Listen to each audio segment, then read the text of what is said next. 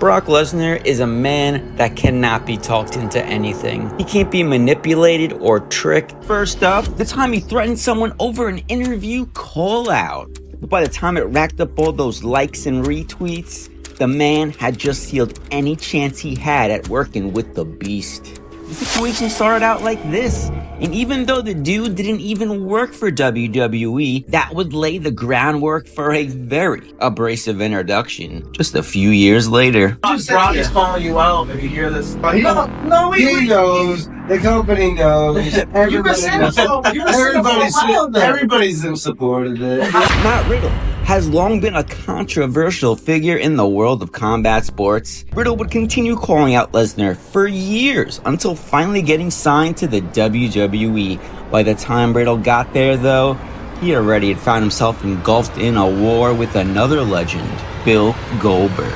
Didn't mean any harm. Sorry, whatever, but I wasn't lying. Another veteran of the pro wrestling scene. And Roman Reigns refusing to accept his apology. Check out the playlist at the end of the video for the details of that insane situation that also roped in the Legend Killer. Lesnar would never publicly respond to his words, and it got to the point where they had both been at the same building at the same time. There's one person in wrestling who has been saying for years they want to retire him. I feel you have to be on his radar. Well, I don't know. He's never acknowledged me. I've been to multiple shows he's been at, and I've never seen him in person. And Lesnar made sure to avoid even dealing with Riddle.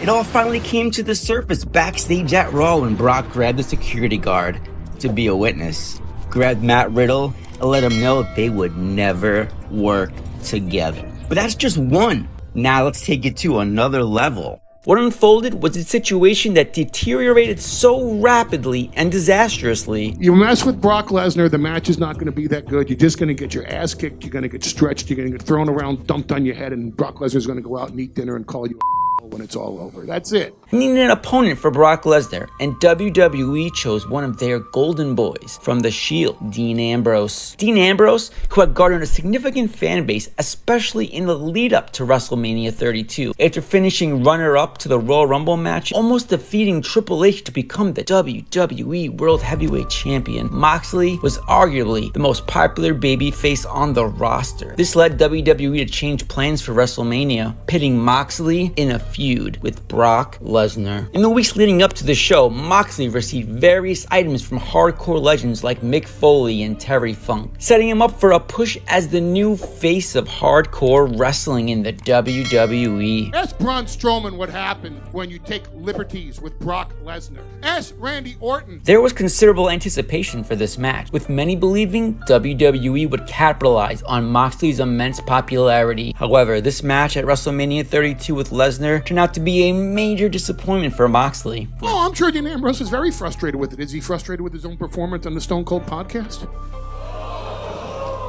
The match highlight was a tame swing of the barbed wire bat, with Moxley largely on the receiving end of a beatdown. He eventually lost the match with just one F5 from Lesnar. Ask The Undertaker what happens when you take liberties with Brock Lesnar. Dean Ambrose would voice his concern on an episode of the Broken Skull podcast with Steve Austin, but then all of a sudden he started to malfunction, really pissing off Hall of Famer Steve Austin. Give it to me. Give it to the people. This is what you've worked your whole life for. Do you understand what I'm saying? We need to hear from the advocate, though. Happens to anybody that wants to cross Brock Lesnar. Ask Steve Austin how he feels about Dean Ambrose. I'm sure his, God damn, that kid, he came on my podcast. I don't even know what the hell. I have some requests. He's sitting there like he's half asleep on. It's the truth. Hey, but then again, that's Dean Ambrose. Whether we like it, you like it, or anybody else likes it or not, that's a matter of conjecture. Literally nose to nose with the guy, and he's laughing, and he's like, he was actually saying things that would probably get him canceled, like homophobic terms that you shouldn't be saying. Brock Lesnar, after his college career, joined WWE's Developmental Territory, OVW, managed by the legendary Jim Cornette. His graduating class was star-studded, including future Hall of Famers. Can you name the other four in his infamous class? Drop your guesses in the comments. Lesnar's rise in WWE was meteoric, thanks in part to his alliance with Paul Heyman. Heyman wasn't just a manager. He was a mentor, guiding Lesnar through the treacherous waters of backstage politics. Lesnar's raw talent and imposing physique quickly earned him the title of youngest WWE champion, but Pay the proper respect for the new WWE champion, ladies and gentlemen, Brock Lesnar! 2002 wasn't just about titles for Lesnar. No, it also marked the return of Sable, a beloved figure of the Attitude Era. The twist? Sable was still married to Mark Merrow, a former pro wrestler pivotal in her signing her initial WWE contract. It just seemed like it was getting harder and harder to get in touch with her. In a dramatic turn of events, Merrow discovered Sable's affair, not just with anyone, but with Brock Lesnar himself. What? Where's my wife? This revelation led Merrow down a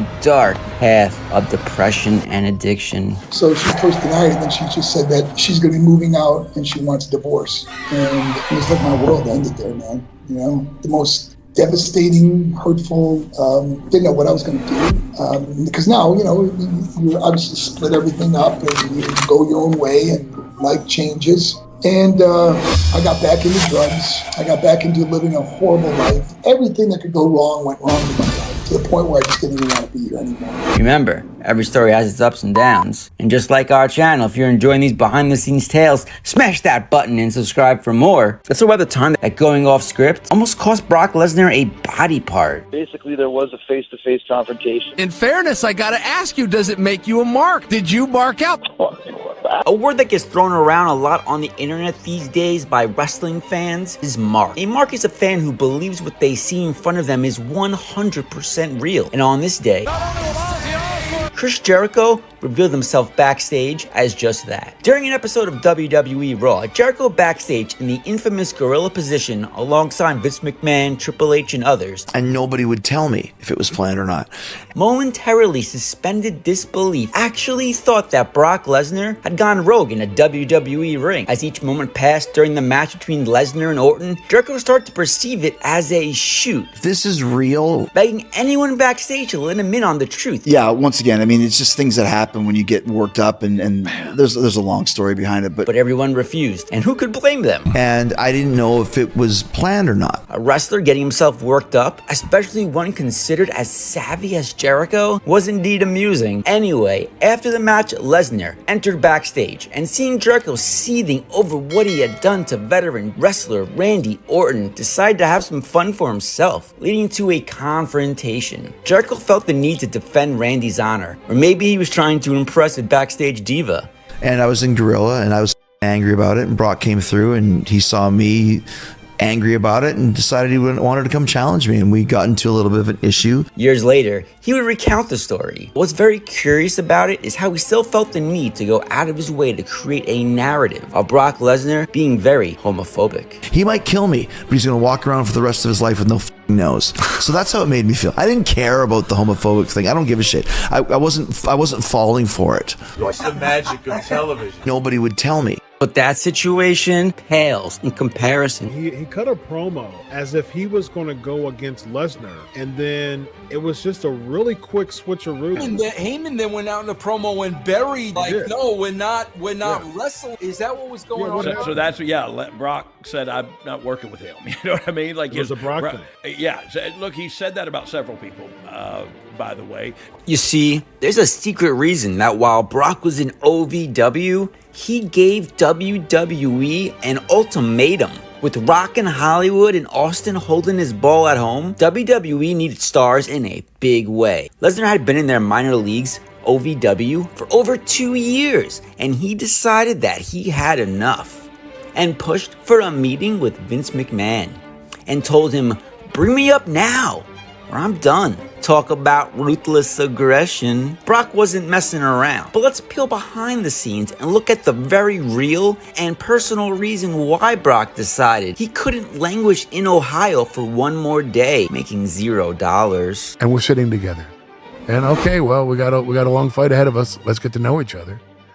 And I asked him, where do you see yourself in 5 years? Where do you see yourself in 10 years?